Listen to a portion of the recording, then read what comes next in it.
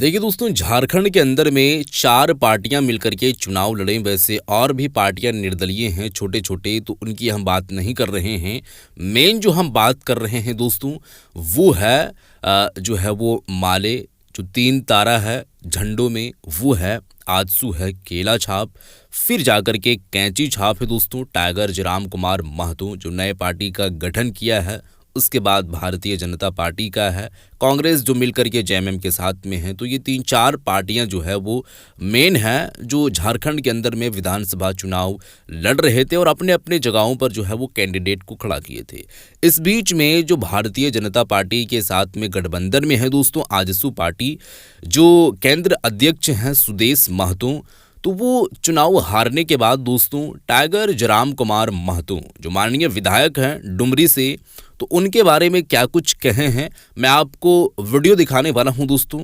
आप वीडियो को देखेंगे तो आप खुद समझ जाएंगे दोस्तों कि केंद्र अध्यक्ष जो आजसू पार्टी के हैं दोस्तों सुदेश महतो, वो जो है वो चुनाव हारने के बाद जब प्रेस कॉन्फ्रेंस किया गया, उस दरमियान में मीडिया रिपोर्ट से क्या कुछ बातें कहे हैं रिपोर्टर से, और उनका आखिर में अंदाज क्या था, और बिलखुसूस जो है वो माननीय विधायक टाइगर जयराम कुमार महतो को लेकर के क्या कुछ बातें कहे हैं, आप लोगों के सामने हम वीडियो रखते हैं।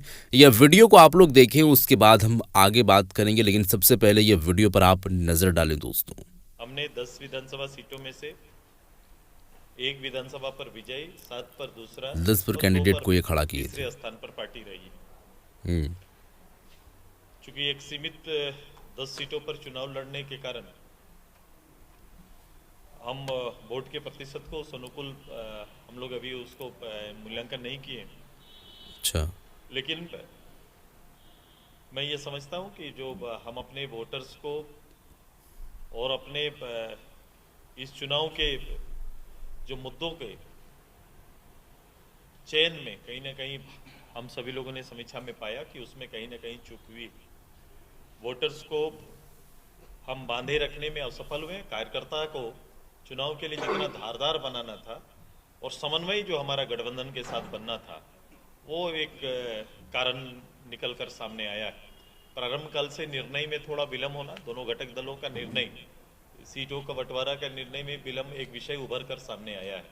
इन अच्छा। विषयों पर आज इनकी राय ली गई है, जिस कारण से सामने वाला जो सरकार और सरकार की ऐसी कुछ घोषणाएं जो केवल इलेक्शन को देखते हुए घोषणाएं सरकार के द्वारा किया गया, वो भी प्रभावी हुआ है।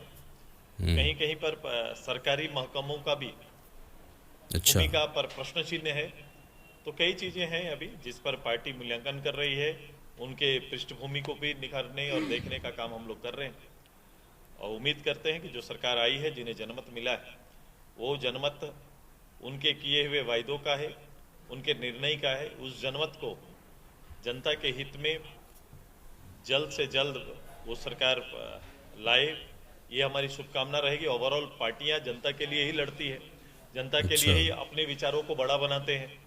तो ये कोशिश रहेगी कि अगर आपका विचार को जनता ने अगर सहमति दिया है या जनादेश के रूप में, तो ये सुनिश्चित करिए कि ये 5 साल के जनादेश, ये अंतिम वर्ष का जनादेश या अंतिम वर्ष के निर्णय के लिए नहीं, प्रारंभ से ही ये निर्णय जिस रूप से आपने वायदा किया है उस रूप से ये काम प्रारंभ हो।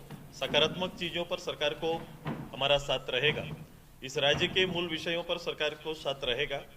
जो हमारा एजेंडा हमेशा रहा है, जिस एजेंडा के साथ हम काम करते रहे, वो एजेंडा अच्छा। जब भी आएगा हम निश्चित रूप से उस निर्णयों में खड़े रहेंगे। लेकिन जब एजेंडा या फिर जन विरोधी निर्णय जहाँ जहाँ आएंगे, हम निश्चित रूप से एक प्रबल धारदार विपक्ष के रूप में भी हम अपनी भूमिका पे रहेंगे। कहा जाता है सड़कें सूनी हो जाती है तो सत्ता बेलगाम हो जाता है। फिलहाल जनादेश तो ऐसा मिला है कि सड़कें सूनी दिख रही हैं। ऐसा नहीं होता, ये प्रारंभ में, चूंकि अभी एक चुनाव, जब आप चुनाव लड़के आते हैं तो सब चीज एक कलर में दिखने लगता है, विजयी होते हैं तो कमजोरियां, कमियां छिप जाती है। ये है, हम लोग लगातार राजनीति में हैं, इस तरह से हम लोग सरकार को बनते हुए देखते हैं, गिरे हुए देखते हैं, सब परिस्थितियों को हम लोग ने झेला है। मेरे लिए ये चुनाव कोई नया नहीं है। हम इन चुनाव को व्यक्तिगत रूप से भी और पार्टी के रूप से भी और गठबंधन के रूप में भी हम देख रहे हैं। अच्छा। हार के पीछे जयराम फैक्टर भी है क्या? देखो, सबसे बड़ा है वोटों को ध्रुवीकरण करने में, वोटों को एकजुट करने में एनडीए हेमंत जी और उनकी पूरी टीम सफल हुई है। उन्होंने ये चुनाव किसी विकास के नाम पर लड़ा गया चुनाव नहीं है, या अच्छा। विकास के एजेंडे पर ये सरकार ने चुनाव नहीं लड़ा, बल्कि जातीय ध्रुवीकरण में जो इस गठबंधन का मूल आधार है उसको बनाए और बांधे रखने में ये सरकार सफल हुई है। सर, अभी आपने कहा है कि इस गठबंधन के साथियों के साथ समन्वय स्थापित नहीं हो पाया, क्या ये भी एक कारण रहा है? बिल्कुल वो कारण रहा है। आप देखेंगे मैं बड़ा स्पष्ट इस चीज़ों पर हूँ, क्योंकि जब विधानसभा की चुनाव हो रहे तो स्टेट चेहरा को सामने और उसको फोकस करके हम लोग चुनाव लड़ रहे हैं। तो राज्य स्तर पर भारतीय जनता पार्टी आजसू या मेरे वंशज का आपने केवल सीटों के बंटवारे के अलावे किसी दिन आपने कोई मीटिंग देखा नहीं होगा, या फिर सभाएं भी हमारी बहुत कम हुई। अच्छा। हम कभी एक मंच में आकर इस राज्य के लिए अपील करते हुए हम लोग नजर नहीं आए, एक बड़ा कमी रह गया। तो क्या मतलब आपको लगता है कि मुख्यमंत्री का चेहरा आप लोग की तरफ से डिक्लेयर्ड होता तो कुछ बात अलग होती, या ज्वाइंट सभाएं होती आपकी बाबूलाल जी की तो नहीं, अगर ऐसा कर पाते हैं कि राज्य के अंदर मैं हमेशा बोलता रहा हूँ कि भाई इस राज्य को कौन खेवनहार होगा, कौन चेहरा होगा, किसके लीडरशिप में सामने वाली गवर्नमेंट को हम दोस्त करेंगे, ये पब्लिक की इच्छा रहती है। और एक पारदर्शी रूप से अगर ये संभव हो पाता, क्योंकि ये निर्णय गठबंधन के अंदर का था, अगर ऐसा हो पाता तो मुझे लगता है कि और बेहतर होता। लेकिन आप अच्छा। कह रहे हैं कि कुछ योजनाएं चुनाव को देखकर लाई गई, जैसे मैया योजना, सरकार तो उसको और इंक्रीज कर रही है, सिलेंडर की बात कर रही है, तो वो तो आप जिसको बोलते हैं फ्री बीज, वो तो सरकार कर रही है, वो श्रम है महिलाओं का जो वो परिवार के लिए करती है अपने मैं बच्चों के उसको मैं इनकार नहीं कर रहा हूँ। आपका और आपके द्वारा लाया गया अंतिम 3 महीना का ये जो वोटर्स को प्रभावित करने वाला जो स्कीम है, मैं हमेशा उसके लाने के तरीके पर प्रश्न खड़ा किया हूँ कि किस समय लाया गया, उस समय कौन सा था।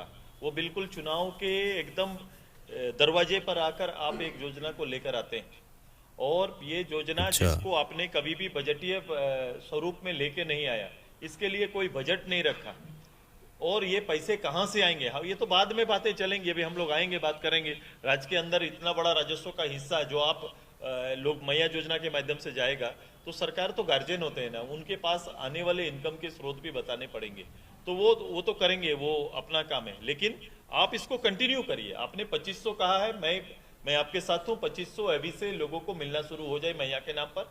आपने दिव्यांग के लिए भी 2500 बोला है, आपने आपके पेंशन को भी 2500 करने का बोला है। तो ये समांतर रूप से चले, ये माँ को या जो दिव्यांग है उनको 1000 और मैया के नाम पर 2500, ये दोनों ने एक साथ सारे चीजों को लेके आए। जो बोले हैं जातीय जनगणना कराइए, आपको बहुमत आ गया, जातीय जनगणना कराइए, आरक्षण सुनिश्चित करिए, ओबीसी के आरक्षण को बढ़ाइए, आपने ट्राइबल के आरक्षण को, एसी के आरक्षण को भी बढ़ाने की बात की है, उसमें आप आइए, हम आपके साथ हैं। इन विषयों पर हम सकारात्मक, मैंने बोला जो भी इस राज्य के हित के और यहाँ के जनजातीय हित के लिए होगा, उन निर्णयों पर हम आपके साथ खड़े हैं, पहले भी हैं, अभी भी हम लोग रहेंगे। सही है।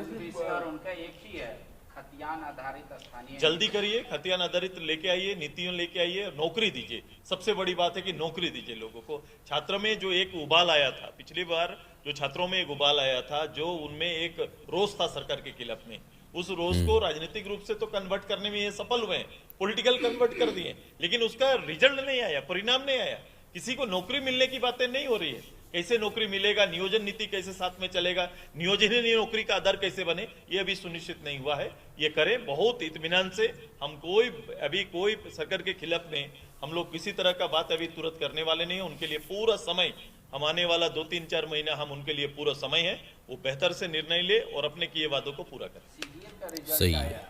बीजेपी आपकी सहयोगी पार्टी कह रही थी हम आते ही फर्स्ट कैबिनेट में उसको खत्म करेंगे सीडीएल का, सरकार ने रिजल्ट दे दिया। भाई जो आप रिजल्ट आया, स्टैंड- सरकार ने कहा था, हमने भी कहा था, जो रिजल्ट आया, रिजल्ट में आप वो ढूंढे, रिजल्ट को देखे कि इसमें स्थानीय कहाँ है, इसमें स्थानीय लोगों कौन आए हैं, स्थानीय इसमें आए हैं, कहाँ के लोग इसमें आए हैं, किसका परिणाम निकल रहा है, इसको तो आप सबको देख रहे हैं और इसमें जवाब देना चाहिए उनको खड़ा होकर कि अगर यहाँ पर कोई योग्य आदमी नहीं हुआ या स्थानीय ना होने का लाभ किसी को मिल गया, अगर ये वो दिए हैं तो फिर उनका कथनी और करनी में तो फर्क पड़ गया ना।